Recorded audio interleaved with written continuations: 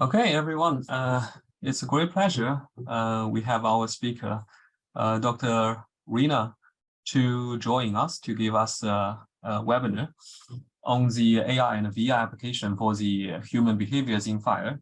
So I know Rina because of the some workshop we have been working together for the smart firefighting in the International Association of Fire Safety Science, and he's definitely the leading person in the evacuation modeling as well as using these new technologies. And he is currently associate editor for safety science and fire technology. And today he will share his latest research related to these AR and VR applications in evacuation, fire-related process. Okay, the stage is yours. Thank you. Thank you for having me here. I'm gonna share my screen and I still can see you. I'm gonna just give me a second to open the chat. Perfect. So Good. yeah, thank you for having me. I'm online from New Zealand, from the South Hemisphere. Here it's 5 p.m. past, and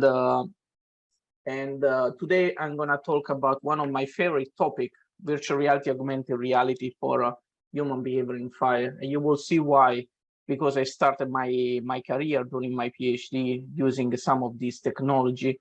But then since I've been starting here at Massey, I had the possibility to go much more deeper in using this technology, even because the technology has become more mature. So let's go to the next slide and see if it works. Yeah. So I'm a civil engineer. I'm not a computer scientist, as you might think, by the title. I study a traditional degree in civil engineering, and both for the undergrad and my postgrad.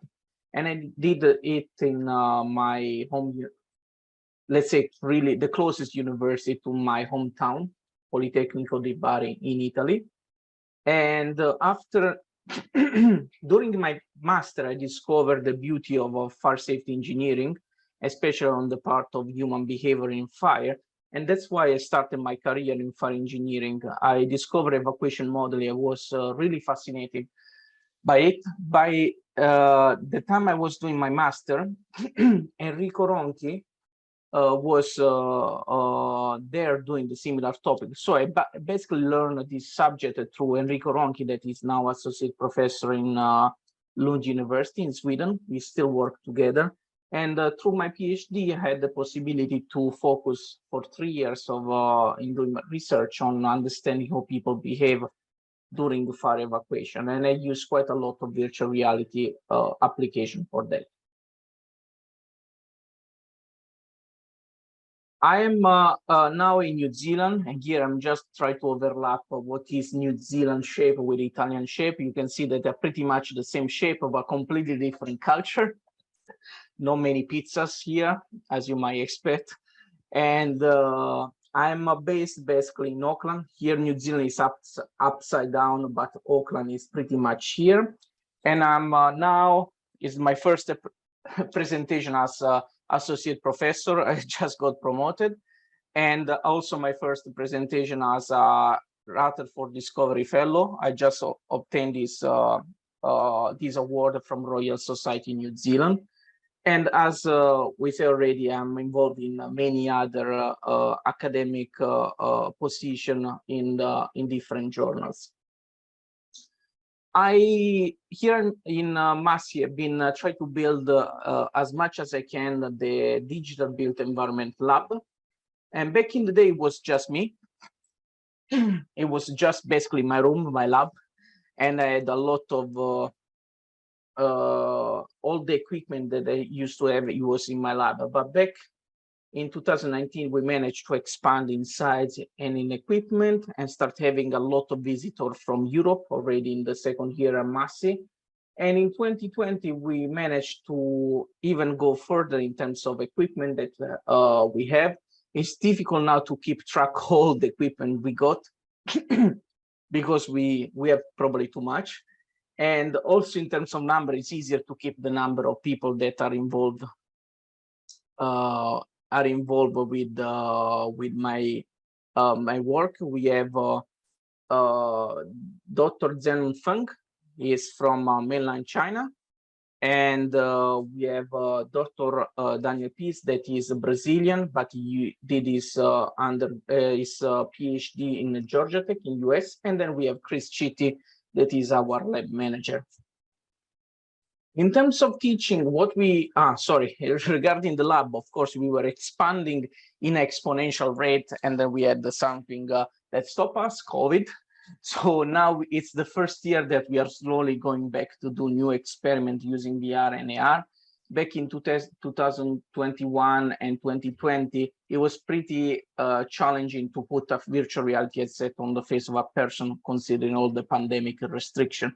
But now it's getting easier, and we are doing some more experiments. I'm going to show you one of the latest experiments that we are testing later on at the end of this presentation.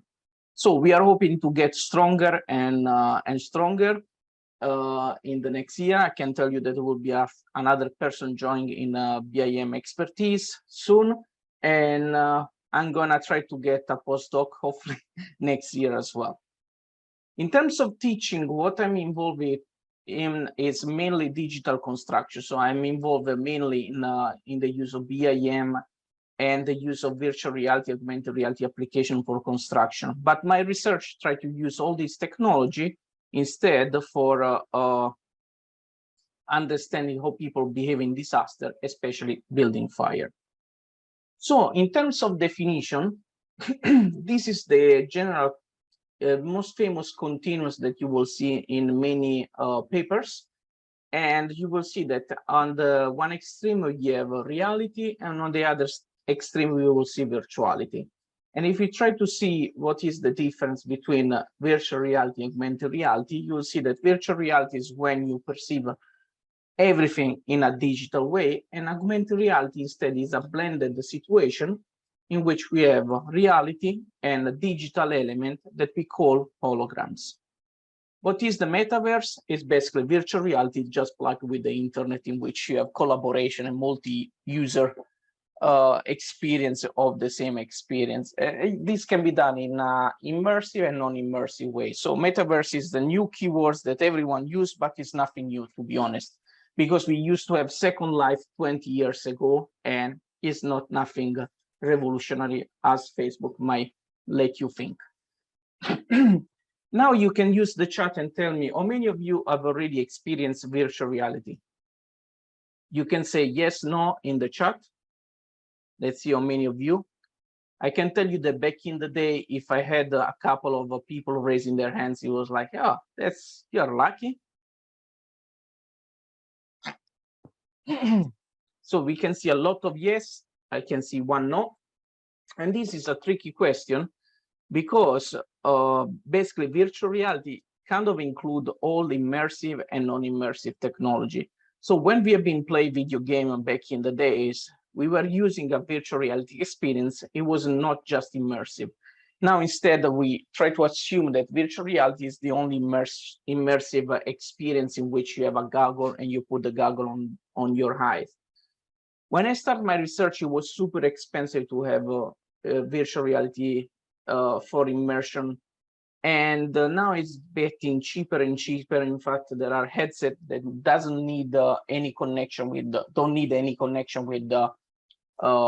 computers, and they can run by themselves, like Oculus Quest. And it's becoming easier and easier even to have it at your home. Back in the day when I started, it was only possible to have a lab set up because it was too expensive for a private to have it in their own house. What about augmented reality? How many of you have experienced augmented reality? Let's see in the chat still. I can see a lot of yes, a mere yes, yes, seems that is. Augmented reality, it's also getting, exactly, I was waiting for it. I was waiting for Pokemon Go, because Pokemon Go has been one of the most popular, and is one of the popular games that has been bringing the technology in the daily life of every one of us. And there are actually a lot of things that we used to have in augmented reality even before Pokemon Go. If you feel like about reversing camera, that's something that has been in cars even much longer than our Pokemon Go. And then we have been using augmented reality also to make our picture a bit more beautiful, or videos a bit more beautiful when we use a different app in smartphone. So today I'm going to show you a bit of application about VR. The first one is the favorite, to prove that our moms were wrong when they were telling us off that we were too close to TV. And joking apart, let's see what are the applications we have been using for virtual reality. This is one of the first applications that have been involved and was developed in Lund University in Sweden. In this case, Enrico and Daniel were doing this experiment in which they use a cave system. And you can see the cave system is schematized here in the screen.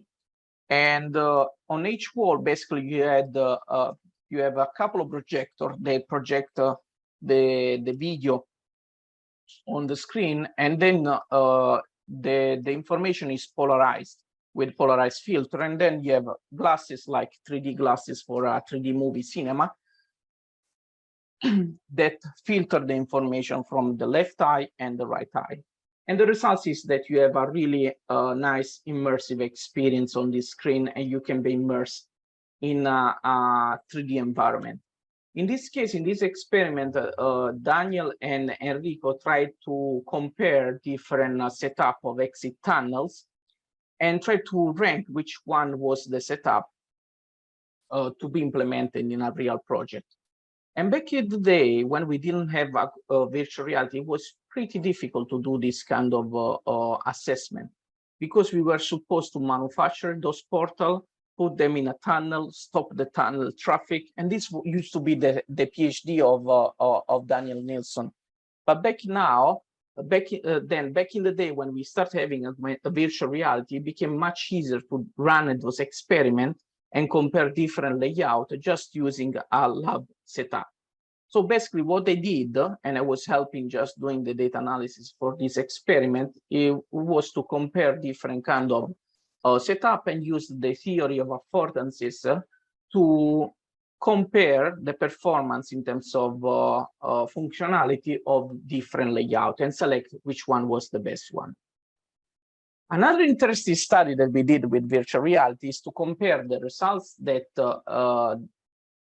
was obtained in a cave system. And a cave system is a pretty expensive setup, and it requires quite a lot of space, and it's almost impossible to have it at home. Instead, we repeat the experiment with a smartphone VR setup with Samsung, and we try to identify if we had a similar response using the cave or using the smartphone VR. And the results that we obtain by comparing these two immersive technologies, that we are getting pretty much the same results, although the cost of running an experiment with a cave is much, much higher. So this was a result that is showing us that we are having a lot of promising possibility of using virtual reality for the future assessment of which device is the best from evaluation point of view. This is another experiment that it was basically in line with what Daniel and Enrico did in Lund. In this case, we use a Vive Pro, and we replicate a different situation in which we had a different dynamic exit sign, and we were trying to identify how people were behaving using those exit sign. You will see that when the person is going to go on the left, the sign is going to change. And we are trying to identify if people were capable to understand if the sign, the sign information. So you will see that now the person start walking and the information was changing. And these preliminary results give us a bit of headaches, because we were expecting that almost everyone would have followed the change of direction, but we start seeing that people actually didn't follow the instruction and were keep going towards the exit they had selected before. So we probably in the future, we're going to repeat the experiment using more wide angle version of headset, because probably the results was due to the fact that the field of view of the headset that we used wasn't that big, and probably it was obstructing the information that were coming for the peripheral view. In another things that I want to show instead now is how we can use virtual reality to investigate human behavior in fire. And I started doing it during my master project back in the day, 10 years ago, using really ugly, non-immersive experience. So basically I was creating video using evac from FDS plus evac, and developing video with different scenario and ask people how they would behave if they were in front of a situation with a double exit and different kind of crowdedness for both exit. And what I did then in the PhD, I tried to increase the realism of those scenario and those video, and I did it using Unity 3D, that is a game engine, really popular nowadays to develop immersive and non-immersive experience, and this is how the experience look like.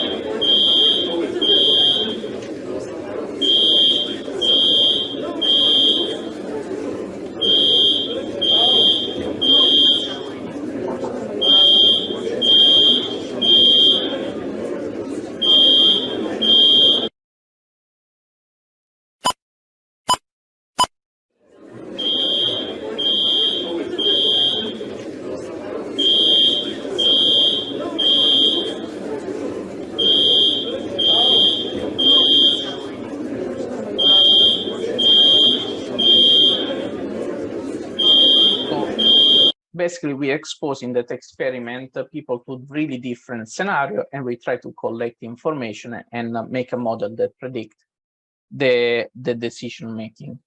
Of course, I wanted to do something immersive during my PhD, but the technology wasn't mature enough and it was way too expensive.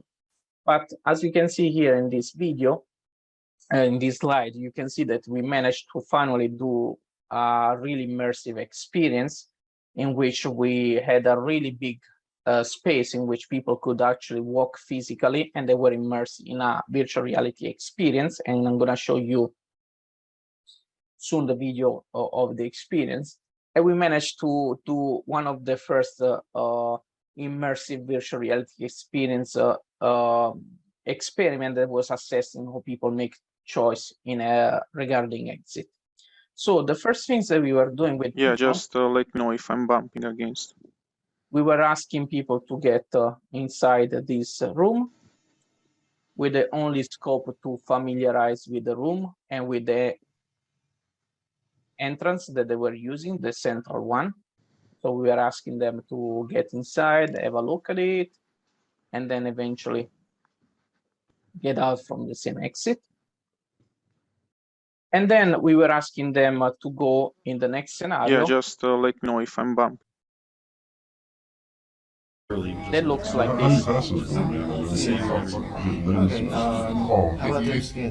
It's hard. Is it recording the sound? Just going down the toilet. Oh, I got this bum teacher who's a real wacko, you know. We get one of them each semester. The songs are just out of this world. Yeah, I hear you on that one. It's just hard. Life sucks. Literally, you're just gonna talk. So how do you pass those going, man? The same How about this skin, John? It's hard. Yeah, they're pretty good. It's just going down the toilet. Oh, I got this bum teacher who's a real wacko, you know. We get one of them each semester.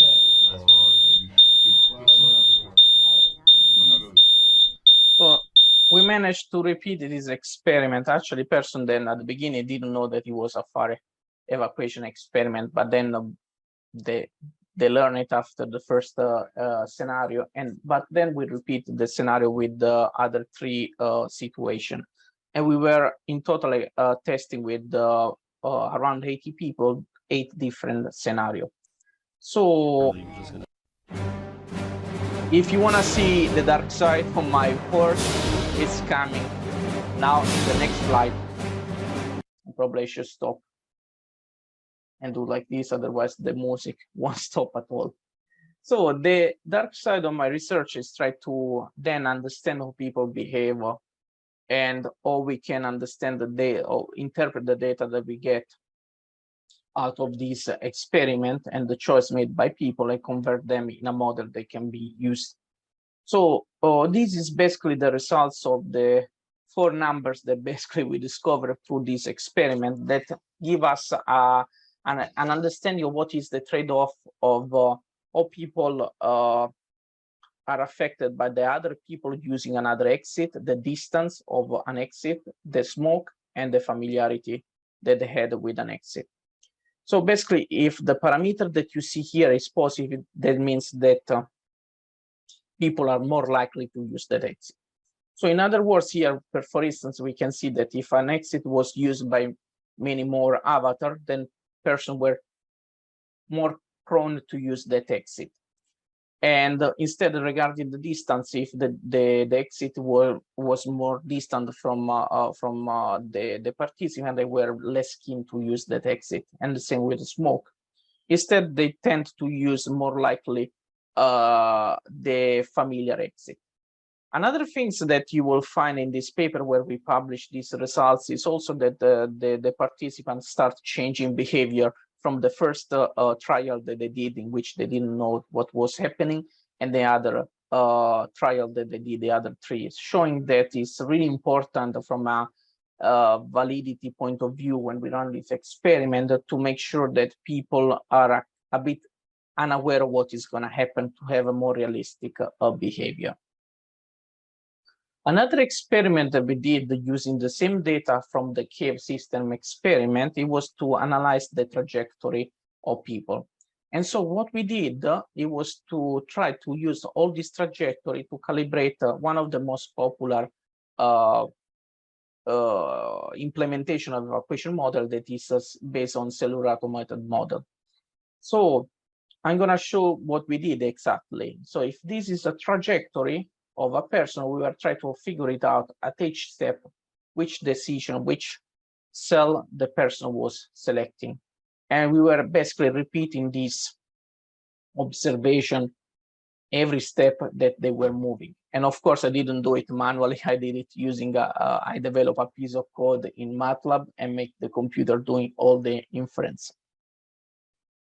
And after we did it, we start investigating using a likelihood function, which one was the flow that they were using, the distance map, if you want, that they were using. So we made the assumption that people were using just a straight line to use to reach an exit, and then we start making different assumptions about the curvature of the distance map. So we start having a situation in which the distance map was not defined any longer by circle, but by ellipse. And you can see that this implied that the curvature of the trajectory is lower far away, and then it starts getting bigger and bigger when you approach the exit that is in this location here. And what we discovered that is actually the second option, that is the one that more represent is much closer to what to represent what was the behavior that we observed. At the beginning, we thought probably this is due to the fact that probably people are moving with a joypad in a cave system. But then we did another analysis with a team that included University of Tokyo, MIT, and University of Edinburgh, in which we use a really big data set from pedestrian movement observation done in Edinburgh. And we basically discovered through this experiment that people actually behave like shown in this second chart, that we basically don't tend to steer when we are away from an exit, and then we start doing it when we are approaching and getting closer and closer to the exit. So the final things that we have been using for as application of virtual reality, and this was the reason that I arrived here in New Zealand, is to use virtual reality to train people. Back in the day, we did this safety training for earthquakes for the Auckland City Hospital. And this is the BIM of this hospital visualized in this animation. So what we did is to use virtual reality and a BIM of that hospital to create a serious game that try to understand how people try to train people about what they should do in case of an earthquake and after an earthquake. And this is the haptic system that we use in this experiment. It was a system that was basically shaking the platform when the earthquake was visualized by people and give a sense of vibration. And this is how the experience looked like. Auckland City Hospital is the testing ground for the university's latest earthquake research project. We can adjust it if it's too loose or too tight. The virtual reality program rates how people react in quakes and aims to improve how we respond during an emergency. Newsroom tested out the program, which has had more than 200 people take part. Going through the doors, then it's the escalator to go up the stairs. In the simulation, participants are asked to walk through the hospital. Instructions lead you to a room. Got to go inside and it's some kind of presentation. Please leave your items on the desk. And then the shaking begins. I've got my key from down. Oh, it's shaking. I can feel it shaking. Am I meant to crouch down? I'm going to crouch down. Oh, no, I'm standing back up. Oh, crouch down. Yeah, so the room's shaking. There's stuff falling off the wall, so I'm under the table, looking around. I don't know where the other two people have gone. I can see someone else crouching at the other end of the table. Oh, the photocopy is exploding. The shaking's sort of coming down, so it's died down now. I will check the situation outside. Later, I'll guide you out. When it stops, someone's going to check. you then decide what to do. I'm going to get out from under the table. I might try and grab my phone and see what's going on. Okay, I'm going to leave the room. And that inevitably takes you out the door to survey the damage. There's no way you're going to be able to use the lifts. So basically that was the experience. I was telling people what to do or what not to do in the experience, giving them even a customized report. And what we observed that they start learning more and more by using this application. The things that we didn't test in this experiment is how much they remember after a while, like let's say 2, 3, or 4 weeks. And this is what we did after I joined at Massey University. We took a really relatively simple training solution that it was training people about the use of a fire extinguisher, and we start testing and comparing this setup with a video training, which was telling people to a video how to use a fire extinguisher. So the application we used, we didn't develop it. We basically asked for permission to use one of the existing fire extinguisher virtual reality application. And it looks like pretty much as you can see here. Yeah. And let's see what we managed to see in terms of results. So you can see in blue the results of knowledge of people for virtual reality group, and the yellow is for video group, people that use video for training. And you can see that the knowledge that they had at the beginning before the experiment, it was pretty much the same. Then you can see that after the training, the people that went through the virtual reality experience learn slightly more than the person that used the video training. The most interesting part of this experiment was when we did the retention part after 3-4 weeks. And you can see that the people that went through video training start forgetting quite a lot information. Instead, the people that went through the VR experience were much more retaining information than what you can see actually for the video. So this showed that it's really promising technology in terms of knowledge retention. And we just got fund from a New Zealand institute called Royal Society to expand much more on this experiment and get a retention test that is going to be over a year. So that's what we are going to be doing in the next 2-3 years, try to understand actually what is the trend of forgetting information over a really long time. This is another example of safety training fire safety simulations that help to train people for a hospital. This was developed by Anas. Used to be a PhD student in Mons, and now is instead in work in the industry. So what he developed is an application that train people from hospital staff how they should behave in case of a fire emergency. So provide them with all the instruction that they need to follow. And also in this case, if you go and check the paper published on fire technology, you can see that we compare this prototype with the training that they usually had in the past that was based on a slide presentation. And also in this case, we observed that the people were remembering much more when they were using this virtual reality training for learning what to do.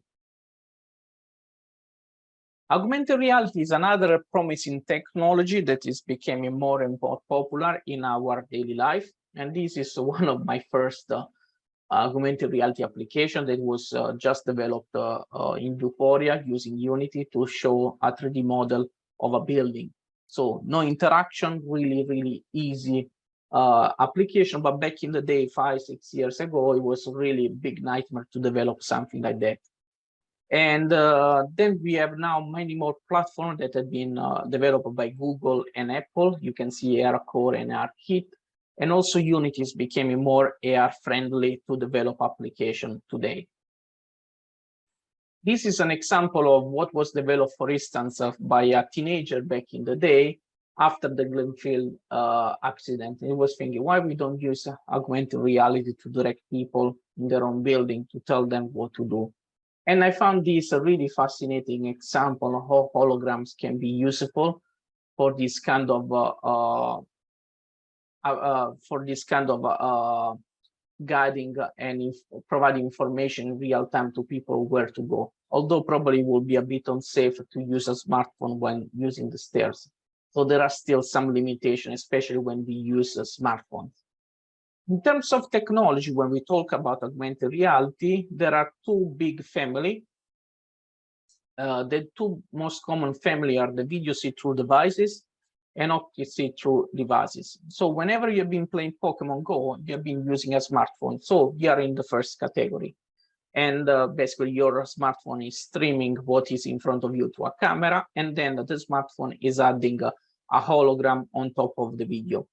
Instead, when we talk about optic see-through, it's like using some sunglasses that allow you to visualize holograms while you're walking in a space. And the most common example, one of the most common example is HoloLens. And we are already reached generation 2. And if you haven't used it, it's a really interesting device that is going to blow your mind when you try it for the first time. Back in the day, I wanted to discover more what has been done using augmented reality. So what I did as a first step, as you might expect when you do research, the first step is always to do a literature review. And in 2019, I didn't find much work on this. I found only 12 papers, and now probably there are 20-ish papers on this subject, testing the application of virtual augmented reality for disasters. And this is the list of what I basically discovered 3 years ago. And what I saw is that we were starting going up, and I can tell you that probably COVID stopped this trend, and we haven't tried to do many things. And you can see that fire was one of the common topic and aspect that we're using for application. And they were using quite a lot for training, navigation, as the example that I showed you before, and also to show visualization of a simulation. For instance, you do a simulation of an evacuation of an existing building, you could use in theory augmented reality to show what is the position of the agents inside the building using, for instance, a tablet. And it's a really interesting application that I never thought about it, but by doing this literature review, I discovered this interesting application of augmented reality. And if you want to know more about augmented reality and those studies, you can just go to this paper. And basically, I work with Max Kinate there and try to even create a swap table, try to understand what are the pros and cons of using augmented reality for human behavior in fire. And I can tell you that it's not something that is actually competing for with the virtual reality. They are kind of complementing to each other. Because, for instance, if you have a new building that doesn't exist and you want to immerse someone in this new building, virtual reality is the way to go. Instead, in other cases, if you want to actually guide people in a building, virtual reality won't give you the possibility to do so. Instead, augmented reality can use holograms to guide people. So there are two technologies that are sometimes overlapping what they can do, but they are not always capable to do the same things. So they are really specialized in different directions. And that was my conclusion 3 years ago when I was writing this slide, that I see a lot of promising things that can be done in using augmented reality. And I found it really promising because there are a lot of headsets that have been developed, especially optic see-through. As I said, HoloLens, we have already the 2nd generation, and also Magic Leap has just released the 2nd generation. Meta is probably not famous any longer. It was one of the promising applications that didn't take off. And I can tell you that when we start using those glasses, it's really cool to experience them, but it's not really cool for our pocket because they cost quite a lot of money, around $3,000 US, so still super expensive. And unless you have a good reason to buy them, it's a bit challenging to justify that cost. Of course, for a lab budget is still doable, and this is the application that I want to show you that we develop here at Massey University. And right in those days, we are running an experiment testing a group that is doing the safety training using this augmented reality application that you're going to see soon. And there is another group that instead is going through the training using a video that explain all the steps of what they need to do in case of fire. So I'll show you the video right now. Welcome to the fire safety training. I can smell some smoke. Help me find out if there is a fire in the building.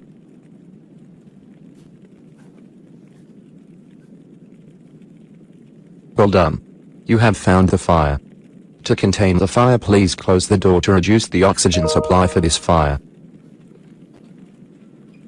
Well done. You have contained the fire. Now it is time to activate the fire alarm for the building. Please find the closest fire alarm.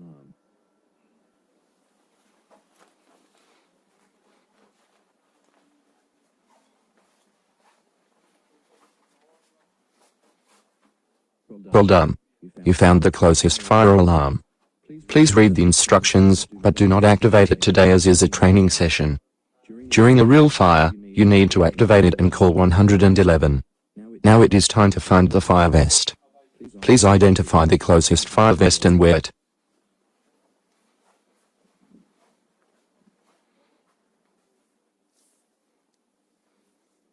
Well done. Once you have worn the vest, you need to ask people close to you in the building to evacuate.